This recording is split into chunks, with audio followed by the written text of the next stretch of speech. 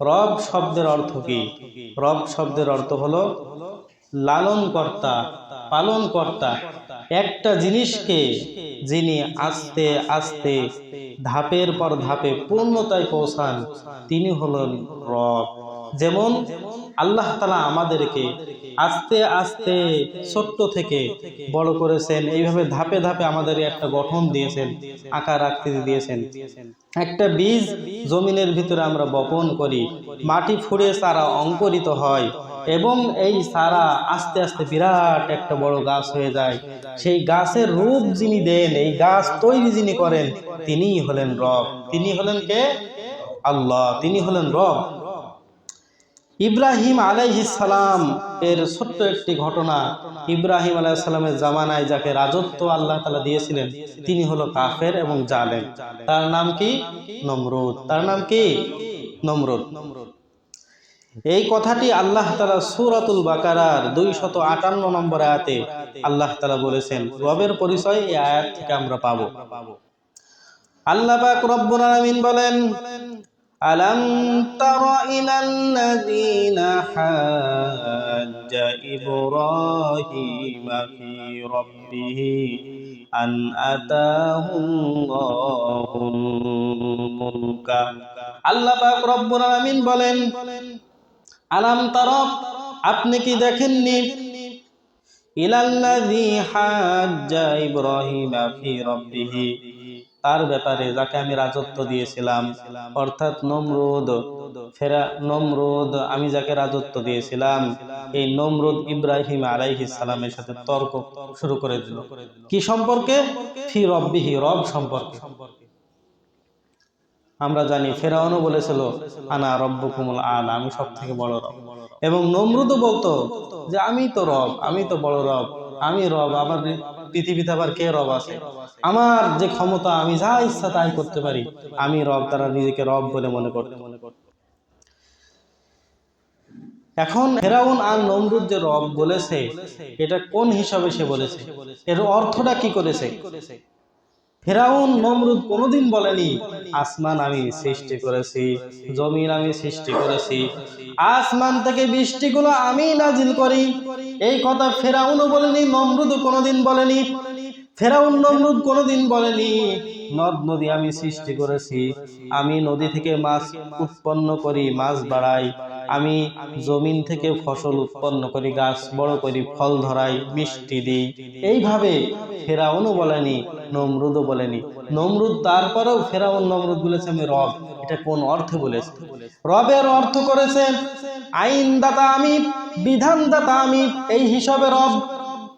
অর্থাৎ আমি বাদশাহ, আমার হাতে ক্ষমতা, আমি রব। অর্থাৎ আমি যেই বিধান দেব, যে আইন দেব, এই আইনে, এই বিধানে তোমাদের চলতে হবে, চলা তোমাদের জন্য আবশ্যক, চলতেই হবে। আবার কার হুকুম মানবে? আমি তো রাজা, আমার হুকুম মানবে, আমার বাদে আর কার হুকুম মানা যাবে না। কার কথা? নমরুদের কথা, ফেরাউনের কথা। আমার হুকুম মানতে হবে, আমার আইন মানতে হবে, আর কারো হুকুম মানা যাবে না, আর কারো আইন মানা যাবে না। বলেন, কেউ যদি রবের হুকুম, আল্লাহর হুকুম বাদ দিয়ে মানুষের হুকুম মানে, আইন মানে, তার ঈমান থাকে? থাকে না। আল্লাহর হুকুম, আহকাম, বিধিবিধানকে যে বাদ দিয়ে মানুষের হুকুম, বিধিবিধানকে পালন করে নেয়, সে আর মুমিন থাকতে পারে না। ইব্রাহিম আলাইহিস সালাম আর নমরুদের ভিতরে একটা তর্ক হলো। বিষয়টা ছিল রব সম্পর্কে। ফি রাব্বিহি আন আতাহুল্লাহুল মুলকা। আল্লাহ পাক রব্বুল আলামিন ইব্রাহিম আলাইহিস সালামের জামানায় যাকে রাজত্ব দিয়েছিলেন, তার নাম হলো নমরুদ। এই নমরুদ সে নিজেকে রব বলতো। ইব্রাহিম আলাইহিস সালাম প্রথম বললেন, কি বললেন? ইয ক্বালা ইব্রাহিমু রাব্বিয়াল্লাযী ইউহয়ী ওয়া ইউমীত। ইব্রাহিম আলাইহিস সালাম বললেন, আমার যিনি রব, তার একটা গুণ হলো তিনি ইউহয়ী, মানুষের জীবন দান করেন, ওয়া ইউমীত, এবং মানুষকে তিনি মৃত্যু দান করেন। মানুষকে জীবিত করেন, আবার মানুষকে মারেন, তিনি আমার রব। এ কথা বললেন কে? জাতির পিতা ইব্রাহিম আলাইহিস সালাম। তিনি বললেন যে যিনি আমাদের জীবন দান করেন, মৃত্যু দান করেন, তিনি আমাদের রব। এর পাল্টা উত্তরে নমরুদ কি বলল?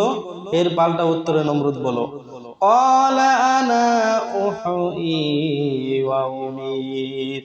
পাল্টা উত্তরে নমরুদ বলল, তোমার রব যদি জীবন দিতে পারে আর মারতে পারে, ও ইব্রাহিম তুমি শুনে রেখে দাও, আমিও জীবন দিতে পারি, আমিও মারতে পারি। কিভাবে জীবন দিতে পারো, কিভাবে মারতে পারো?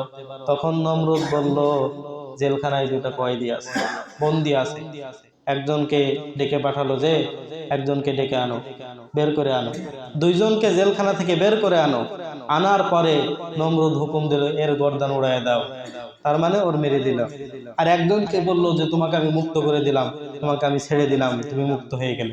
তার মানে নমরুদ বোঝাতে চাইলো আমি জীবন দিলাম মানে কি, একজনকে মুক্তি দিলাম তার মানে জীবন দিলাম, আর একজন মারতে পারি এর ক্ষমতা আছে, তার মানে একজনের আমি গর্দান উড়াই দিলাম, তার মানে আমি তার জীবন নিয়ে নিলাম। এই হিসাবে আমিও মারতে পারি, আমিও জীবন দান করতে পারি। ইব্রাহিম আলাইহিস সালামের পরে কি বললেন? قال إبراهيم فإن الله يأتي بالشمس من المشرق فأت بها من المغرب فبهت الذي كفر والله لا يهدي القوم الظالمين। আল্লাহ পাক রব্বুল আলামিন বলেন, ইব্রাহিম আলাইহিস সালাম তখন নমরুদকে বলল, ক্বালা ইব্রাহিমু, ইব্রাহিম আলাইহিস সালাম নমরুদকে বললেন, ফাইন্নাল্লাহা ইয়াতি বিশ-শামসি মিনাল মাশরিক, আমার রব, আমার আল্লাহ পূর্ব দিক থেকে সূর্য উদিত করে, ফাতি বিহা মিনাল মাগরিব, আর পশ্চিম আকাশে আল্লাহ ডুবায়। তুমি যদি নমরুদ, তুমি যদি রব হও, তুমি তো বলছো আমি রব, তুমি যদি রব হও তাহলে কালকে থেকে তুমি পশ্চিম আকাশ দিয়ে সূর্য উঠাবা আর পূর্বে ডুবাবা, তাহলে বুঝবো তুমি রব। এরপর কি হলো? কঠিন ধরা ধরেছে। বলছে ইব্রাহিম আলাইহিস সালাম বলছে, যিনি আমার রব তিনি পূর্ব দিক থেকে সূর্য উঠায় আর পশ্চিমে ডোবায়। নমরুদ তুমি যদি রব হও তাহলে তুমি কালকের থেকে পশ্চিম দিক থেকে উঠাও আর পূর্বে ডুবাও, অথবা দক্ষিণ দিক থেকে উঠাও, অথবা উত্তর দিক থেকে উঠাও, অথবা মাঝ বরাবর উঠাও, যেদিক থেকে হোক উঠাও, দেখি কেমন পারো। তখন কি হলো? নমরুদ তখন ফাবুহিতাল্লাযী কাফার, নমরুদ তখন হতভম্ব হয়ে গেল, নিরুপায় হয়ে গেল। ওয়াল্লাহু লা ইয়াহদিল কওমাজ জালিমিন, আল্লাহ পাক রব্বুল আলামিন জালেম সম্প্রদায়কে কখনো তিনি কি করেন না, হেদায়েত দান করেন। তাহলে সূরা বাকারার 258 নম্বর আয়াত দ্বারা আমরা বুঝতে পারলাম ইব্রাহিম আলাইহিস সালাম আর নমরুদের ভিতরে রব নিয়ে তর্ক বিতর্ক হওয়ায় ইব্রাহিম আলাইহিস সালাম যখন পাল্টা প্রশ্ন করলেন, নমরুদ আর জবাব দিতে পারলেন না। তার মানে এখানে প্রমাণিত হলো আল্লাহ তিনিই হলেন রব, যিনি মানুষকে জীবন দান করেন, মৃত্যু দান করেন, পূর্ব আকাশ থেকে সূর্য উদিত করেন, পশ্চিম আকাশে যিনি ডুবান, তিনিই হলেন রব, তিনিই হলেন রব। এই ক্ষমতা রব ছাড়া আর কেউ পারে না। বলেন, এই ক্ষমতা রব ছাড়া আর কারো কাছে নেই। কেউ মারতে পারে না, কেউ জীবন দিতে পারে না, কেউ সূর্য পশ্চিমে উঠাতে পারে না, কেউ ডুবাতে পারে না। ক্ষমতা কার? আল্লাহ। আল্লাহ যেমন পূর্ব দিক থেকে সূর্য ওঠান, পশ্চিমে ডুবান, আল্লাহর অনুমতিতে, আল্লাহর হুকুমে সূর্য ওঠে, আবার আল্লাহ মারেন, জীবিত করেন আল্লাহর আইন মতে। ঠিক তদ্রূপ ভাবে গোটা মানুষ তার সামাজিক জীবন, তার পারিবারিক জীবন, তার রাষ্ট্র জীবন চলবে একমাত্র আল্লাহর হুকুমে, রবের হুকুমে। রবের হুকুম বাদ দিয়ে যদি মানুষের তৈরি করা কোনো আদর্শ, কোনো তন্ত্রমন্ত্র, কোনো গণতন্ত্র, আব্রাহাম লিঙ্কনের আবিষ্কৃত এই মানুষের তৈরি করা তন্ত্রে মন্ত্রের ভিতরে যদি মানুষ চলে যায়, তাহলে মানুষ হারামের ভিতরে চলে যাবে। আল্লাহ তৈরিকৃত, নাজিলকৃত ইসলামী বিধান হলো মানুষের জন্য মুক্তির বিধান। এটাই হলো রবের বিধান, আল্লাহর বিধান। রব তিনি, যিনি হুকুম দেন, যিনি মারেন, যিনি জীবিত করেন, যিনি সূর্য উঠান, যিনি সূর্য ডুবান, তিনি আমাদের রব। তার হুকুম যদি আমরা মানি তাহলে আমরা সফল কাম হব। আল্লাহর বাদ দিয়ে আল্লাহর মাখলুক কোনো মানুষের আইন বা হুকুম যদি কেউ মানে তাহলে সে গুমরাহ হয়ে যাবে, বিপদগাম হয়ে যাবে। আল্লাহ তাআলা আমাদের সবাইকে আল্লাহ তাআলার দ্বীনের দিকে, কোরআনের দিকে, আল্লাহর হুকুমের দিকে ফিরে আসার তৌফিক দান করুন। সকলে বলুন আমিন। রব শব্দের আলোচনা করছিলাম। সূরা আ'রাফের একটা আয়াত, যে আয়াত আমাদেরকে মনে করে দেবে শুরুর কথা। যেদিন আমরা দুনিয়ায় আসিনি, আদম আলাইহিস সালামকে আল্লাহ তাআলা সৃষ্টি করলেন, রূহের জগতের কথা। রূহের জগতে আদম আলাইহিস সালামের পিঠের উপরে আল্লাহ পাক রব্বুল আলামিন কুদরতি হাত রাখলেন। হাত রাখার সঙ্গে সঙ্গে পৃথিবীর শুরু থেকে নিয়ে কিয়ামত পর্যন্ত যত মানুষ দুনিয়ায় আসবে, আল্লাহ কুদরতি হাত আদম আলাইহিস সালামের পিঠে রাখার সঙ্গে সঙ্গে যত মানুষ সব সেখানে বের হয়ে যায়, রূহগুলো বের হয়ে যায়, আত্মাগুলো তখন সব বের হয়ে যায়। যেই স্থানে বের হয়ে গেল এটা হলো আলমে আরওয়াহ, রূহের জগৎ। আমরা সবাই সেদিন বের হয়েছিলাম। রূহের জগতের কথা আমাদের কি কারো মনে আছে? নেই। কিন্তু সাহাবা একরাম, অনেক সাহাবা একরাম এমন বলছেন যে আমার যেন আল্লাহ তাআলা রূহের জগতে কি বলেছিলেন আমার যেন কানে এখনো ভাসছে, এ কথাও বলেছেন। অনেক সাহাবী বলেছেন যে আমার রূহের জগতের কথা আমার হুবহু মনে আছে।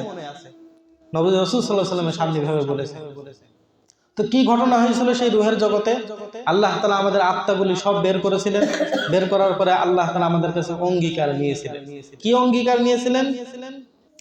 وَإِذْ أَخَذَ رَبُّكَ مِنْ بَنِي آدَمَ مِنْ ظُهُورِهِمْ ذُرِّيَّتَهُمْ وَأَشْهَدَهُمْ عَلَى أَنفُسِهِمْ إِذْ أَخَذَ رَبُّكَ مِنْ بَنِي آدَمَ, যখন তোমার রব বনি আদম থেকে আদম সন্তানদেরকে মিন জুহুরিহিম যুররিয়াতাহুম, যখন আদম আলাইহিস সালামের পৃষ্ঠদেশ থেকে যখন তার সন্তানাদি কিয়ামত পর্যন্ত যত মানুষ আসবে, যত বনি আদম আসবে, তাদেরকে সব বের করার পরে আশহাদাহুম আলা আনফুসিহিম, আল্লাহ তাআলা তাদের ব্যাপারে একটা সাক্ষ্য নিলেন, একটা রায় নিলেন। কি রায়?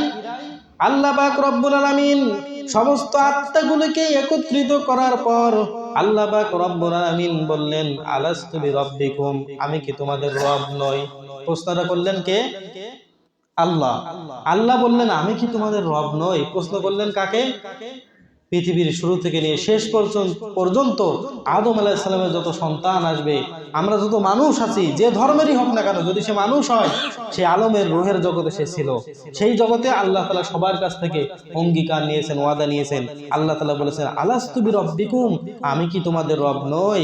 ক্বালু বালা, যত আত্মা ছিল, বনি আদমের যত সন্তান ছিল, সবাই বলেছিল ক্বালু বালা, হ্যাঁ আপনি আমাদের রব। আমরা সবাই কি বলেছিলাম? আপনি আমাদের রব। এই যে আপনি আমাদের রব। শাহিদনা, আমরা স্বীকার করেছিলাম, আন তাকুলু ইয়াউমাল কিয়ামাতি ইন্না কুন্না আন হাযা গাফিলিন। কিন্তু মানুষ যখন দুনিয়ায় চলে আসে, এই দুনিয়ার চাকচিক্যে আর বিভিন্ন পিতা মাতার খারাপ কৃষ্টি কালচারের ভিতরে পড়ে সে তার আস্তে আস্তে রবকে হারিয়ে ফেলে। রবকে যখন হারিয়ে ফেললো, তখন আস্তে আস্তে সে রবের থেকে অনেক দূরে সরে গেল। এই অবস্থায় সে আল্লাহর সাথে সাক্ষাৎ করলে কিয়ামতের দিন সে আল্লাহর সামনে আর সে কোনো জবাব দিতে পারবে না। শুধু পিতামাতা যে সঠিক পথ দেখায়নি এই কথা বলে কেউ মাপ পেতে পাবে না, পার পেতে পাবে না। কারণ আল্লাহ তাআলা সবার ভিতরে মেধা দিয়েছেন, বুদ্ধি দিয়েছেন। এই বুদ্ধির উপরে আপনার বিচার হবে।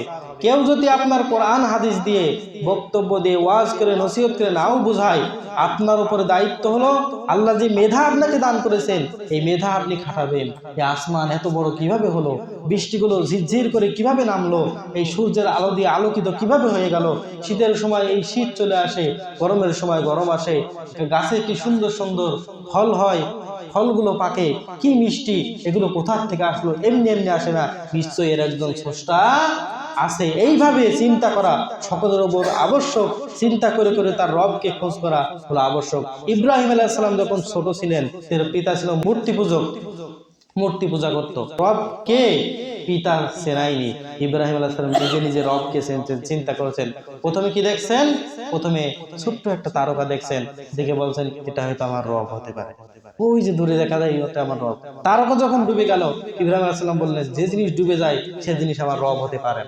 এরপরে তারার পরে একটা চাঁদ আসলো বিশাল বড়, তখন বলল হাজা রব্বি, এটা আমার রব। যখন চাঁদ ডুবে গেল তখন বলল না, এটা আমার রব নয়। এরপরে বিশাল বড় একটা সূর্য উঠলো, সূর্য আলো আরো চাঁদের থেকে আরো বেশি, তখন বলল হাজা রব্বি হাজা আকবার, এটা হলো আমার সব থেকে বড় রব। তখন বড় রব যখন বলল, সন্ধ্যা যখন হয়ে গেল, সেই সূর্য আস্তে আস্তে তার আলো নিস্তেজ হয়ে গেল এবং পশ্চিম আকাশে সূর্য ডুবে গেল। তখন তিনি বললেন ইন্নী, সবাই পড়েন, ইন্নী ওয়াজ্জাহাতু ওয়াজহিয়া লিল্লাযী ফাতারাস সামাওয়াতি ওয়াল আরদা, আমি আমার মুখ ফিরালাম ওই সত্তার দিকে যিনি আসমান জমিন সৃষ্টি করেছেন। আমি কারোর সাথে শিরিক করি না, আল্লাহ এক এবং অদ্বিতীয়, সে আল্লাহ তাআলার প্রতি আমি মুখ ফিরিয়ে দিলাম। সুবহানাল্লাহ। এইভাবে তিনি আল্লাহ তাআলাকে খোঁজ করেছেন। রব শব্দের আরেকটি আয়াত সূরা শুআরার 23 নম্বর আয়াতে, ক্বালা ফিরআউনু ওয়া মা রাব্বুল আলামিন। মুসা আলাইহিস সালাম যখন ফিরআউনকে দাওয়াত দিলেন, ফিরআউন বলছে আমার রব্বুল আলামিন, রব আবার কি? রব্বুল আলামিন আবার কি? আমি তো রব, আমার রব্বুল আলামিন কে? মুসা আলাইহিস সালাম কি বললেন? ক্বালা রাব্বুস সামাওয়াতি ওয়াল আরদি ওয়া মা বাইনাহুমা ইন কুনতুম মুকিনিন, ইন কুনতুম মুকিনিন। ইব্রাহিম আলাইহিস সালাম উত্তর দিলেন রব্বুস সামাওয়াতি ওয়াল আরদি ওয়া মা বাইনাহুমা, আসমান জমিন এবং এ দুভয়ের মাঝে যা কিছু আছে এই সব কিছুর যিনি মালিক তিনি হলেন রব। ইন কুনতুম মুকিনিন, যদি তুমি বিশ্বাসী হয়ে থাকো তাহলে তুমি অবশ্যই এটা বিশ্বাস করবে যে আসমান জমিনের এ দুভয়ের মাঝে যা কিছু আছে সব কিছু রব হলেন কে? আল্লাহ। রব্বুনাল্লাযী কুল্লা শাইইন খলাকাহু সুম্মা হাদা, তিনি হলেন রব যিনি সব জিনিস সৃষ্টি করার পরে আস্তে আস্তে পূর্ণতায় পৌঁছায়। একটা মানুষ মায়ের গর্ভের ভিতরে আল্লাহ পাক রব্বুল আলামিন রক্তপিণ্ড মাংসপিণ্ড হাড় দিয়ে সুন্দর একটা বডি দিয়ে স্ট্রাকচার দিয়ে আস্তে আস্তে মানুষের আকার চোখ দিয়ে নাক দিয়ে গঠন করে আল্লাহ তাআলা দুনিয়ায় পাঠান। ওয়া ওয়া করে কান্দে, হাত পা শক্তি নেই, বসতে পারে না, দাঁড়াতে পারে না। আস্তে আস্তে আল্লাহ তাআলা শক্তি দিলেন, আস্তে আস্তে হাঁটতে পারলো, দৌড়াতে পারলো। বাচ্চাকে দেখাশোনা করার জন্য মা বাবা আছে, এই জন্য বাচ্চার হাঁটতে দাঁড়াতে খেতে অনেক সময় লাগে, দেরি হয়। অনেক সময়ের পর সে নিজে নিজে খেতে পারে, কারণ তার মাথার উপরে ছায়া আছে। একটা মুরগির বাচ্চা যেই দিন ডিম থেকে বের হলো সেই দিন সে, মানুষের বাচ্চা 6 মাস একা একা খেতে পারে? 6 মাস বয়সে গেছে, খেতে পারে? পারে না। কিন্তু একটা মুরগির বাচ্চা, একটা হাঁসের বাচ্চা ডিম থেকে বের হওয়ার সঙ্গে সঙ্গে দৌড়াদৌড়ি করে, একটা কোনো কিছু দিলে ঠোকর মেরে মেরে খায়। একটা গরুর বাছুর, একটা ছাগলের বাচ্চা যখন পেট থেকে ভূমিষ্ঠ হয়, ওই ছাগলের বাচ্চা দেখা যায় 1-2 ঘন্টার মধ্যে লাফালাফি শুরু করে দেয়, মায়ের বুকের স্তন ধরে টানাটানি করে, খাওয়ার জন্য চেষ্টা করে। কারণ আল্লাহ পাক রব্বুল আলামিন এমন ভাবে সৃষ্টি করেছেন, ওই মানুষের বাচ্চা যেভাবে 6 মাসেও নিজে নিজে খেতে পারে না, একটা হাঁসের বাচ্চা মুরগির বাচ্চা যদি এমন হতো 6 মাস পর্যন্ত তার খাওয়াইতে হবে গালে। এটা কি সম্ভব ছিল? সম্ভব ছিল না।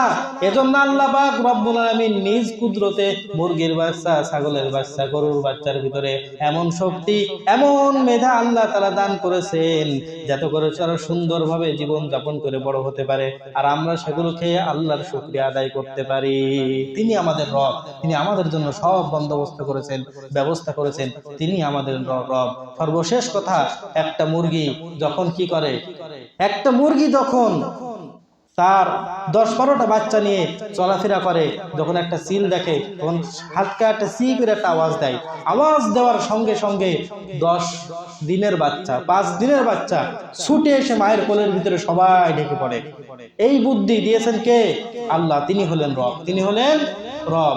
একটা মানুষের বাচ্চা 2 বছর বয়স হয়ে গেছে, 1 বছর 2 বছর বয়স হয়ে গেছে, এখন একটা বিরাট বড় যদি সাপ আসে, তাহলে বাচ্চা কি দৌড় মারবে না সাপ ধরবে? হ্যাঁ, সাপ ধরবে। 2 বছরের বাচ্চা সাপ ধরতে যাবে। আর বড় মানুষ যারা আছে, মা বাবা, ঘরের ভিতরে যদি সাপ দেখে, মা বাবা সবাই কি ছেড়ে দৌড়, ভয়তে। সাপের ভয় সবাই না, কিন্তু ছোট বাচ্চার কি ভয় আছে? ভয় নেই, ছোট বাচ্চার ভয় নেই। দেখেন, চিন্তা করেন, মুরগির বাচ্চার ভিতরে মুরগি হালকা সি আওয়াজ দিলে মুরগির বাচ্চা ভয়ে দৌড়ায় মায়ের পেটের ভিতরে চলে আসলে, কিন্তু বাপ মা যদি হাজারো দেখে, বাবা ছোট বাচ্চা যেও না, ওইটা সাপ, বাচ্চা কিন্তু শুনবে না। এইভাবে বাচ্চাকে হেফাজত করার জন্য মানুষ আছে, তাদের বুদ্ধি আছে, টেকনোলজি আছে, তারা রক্ষা করতে পারবে চেষ্টা করলে। কিন্তু মুরগির বাচ্চা তো আপনি রক্ষা করতে যাবেন না।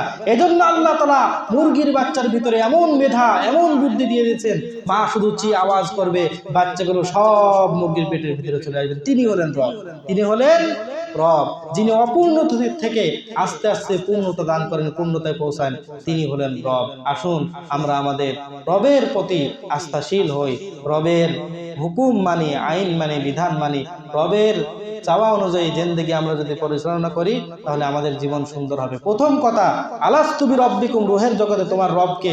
আমরা বলেছিলাম কলু বালা, আপনি আমাদের রব। আল্লাহ তাআলা বলছেন সূরা ইকরার ভিতরে, ইকরা বিসমি রব্বিকাল্লাযী খলাক, পড়ো তোমার রবের নামে, রব্বিকাল্লাযী খলাক, যিনি তোমাকে সৃষ্টি করেছে, রবের নামে পড়ো। 3 নম্বর, আমরা যখন মারা যাব, কবরে চলে যাব, কবরের ভিতরে প্রথম প্রশ্ন হবে, মান রব্বুকা, তোমার রবকে? এখন আমার রবকে, দুনিয়ায় যদি আমি রব অনুযায়ী, রবের চাওয়া অনুযায়ী আমার জীবনকে পরিচালনা করি, আমি বলবো রব্বি আল্লাহ, আমার রব আল্লাহ, তখন আমার আর কোনো ভয় থাকবে না। কিন্তু রব যেভাবে চাই এভাবে যদি আমি না চলি, সেদিন আমি ধরা খেয়ে যাব। আসুন আল্লাহ পাক রব্বুল আলামিন আমাদের হায়াত থাকতে, মেধা থাকতে আমরা সবাই আল্লাহ তাআলার প্রতি রজ্জু হই এবং আমাদের রবকে মনে প্রাণে ভালোবেসে তার হুকুমগুলি সব আমরা পালন করি। আল্লাহ তাআলা আমাদের সবাইকে তৌফিক দান করুন। সকলে বলুন আমিন। ওয়া আখিরি দাওয়ানা আলহামদুলিল্লাহ।